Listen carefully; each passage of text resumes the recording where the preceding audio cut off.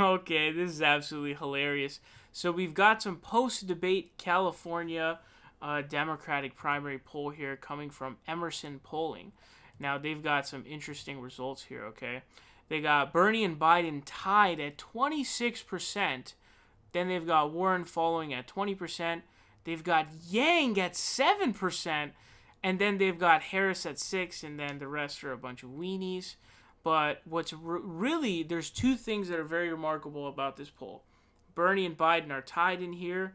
Yang is higher than Harris.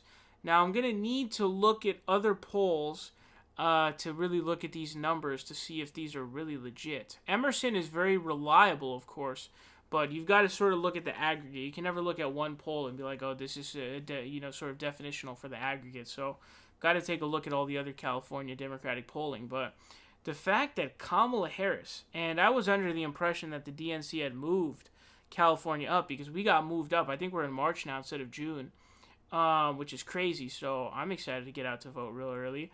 But I was under the impression I was convinced that the DNC was doing that to aid Kamala Harris.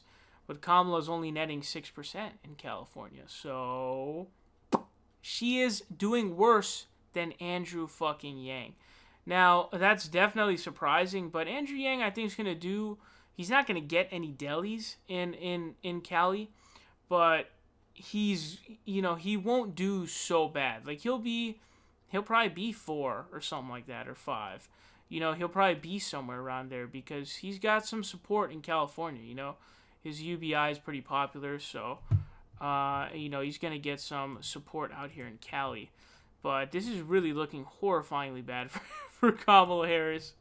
Here's a really funny clip someone posted. The media nationally the last couple of weeks has been that there's now a top 3 of the former vice president and Senators Sanders and Warren.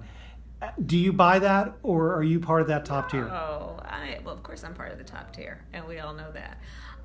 And this is a campaign that has to be about each person working hard and earning the support. I plan on earning the support of each and every voter. Oh, that was just way too cringe, honestly. I cringed pretty fucking hard at that one. Kamala Harris may not be a top-tier candidate anymore. We'll have to see, man. I still think she's 4, in the numbers, but that was pretty darn cringe, I'd have to say. And Kamala may be on the downturn, man. She may be on the downturn at this point. I guess it would be...